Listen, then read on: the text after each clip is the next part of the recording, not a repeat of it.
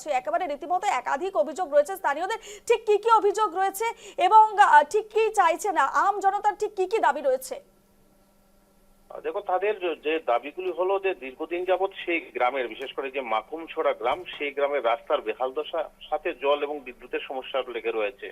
এবং 2018 সালে ত্রিপুরার যে পট পরিবর্তনের আগে যে স্থানীয় এলাকার বিধায়িকা তথা বর্তমান মন্ত্রী, দুবারের মন্ত্রী শান্তনা চাকমা ওই এলাকাতে এসেছিলেন ভোট প্রচার এবং বলেছিলেন যে সেই তাদের যে দাবিগুলি, অর্থাৎ যে রাস্তা, জল, বিদ্যুৎ, সেটি নিরসন হবে তো সহসাই। কিন্তু সেই নির্বাচনের দুবার তিনি বিধায়িকা হয়ে মন্ত্রিত্ব পেয়েছেন, কিন্তু আজ পর্যন্ত প্রায় 8 বছর কেটে গেল, কিন্তু তাদের সেই সমস্যাটুকু নিরসন হয়নি দীর্ঘ 8 বছর যাবৎ।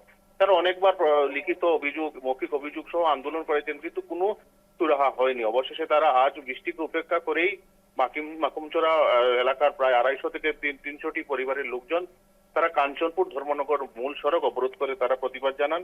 এবং তাদের প্রতিবাদ এতটাই তীব্র ছিল যে তাদের একটাই দাবি, যে তাদের সেই দাবিগুলি পূরণ না হলে তারা রাস্তা অবরোধ তুলবেন না। কেননা তাদের যে অভিযোগ, ত্রিপুরায় ডাবল ইঞ্জিন সরকারের উন্নয়নের প্রচার যত জোরালো হচ্ছে, কিন্তু তাদের সেই যে রাজ্যের যে বিভিন্ন প্রান্তে বিশেষ করে নিত্য প্রয়োজনীয় যে পরিষেবা, তা কিন্তু নিয়ে কিন্তু জনরোষ সহ তাদের মাকুমচড়া বাসীরও কিন্তু জনরোষ তীব্র আকার ধারণ করেছে।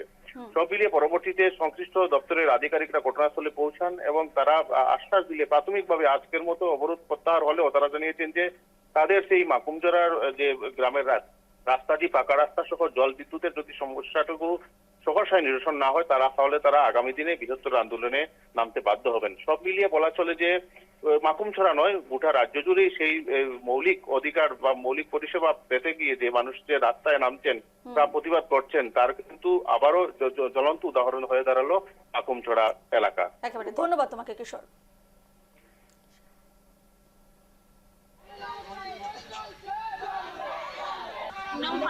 এই রোডটা গেছে ভাঙ্গা রাস্তা, রাস্তার বেহাল সমস্যা। এই রাস্তা থেকে গাড়ি আইতে পারে না, যাইতে পারে না। আমরা ঠিকভাবে একজন অসুস্থ রোগী হইলে আমরা চিকিৎসা কেন্দ্রে ঠিক টাইম মতো লিয়ে যেতে পারে না। এখানকার স্টুডেন্ট আছে, স্কুলে যাইতে পারে না, কোনো থেকে রাস্তা নাই এই রোডটা।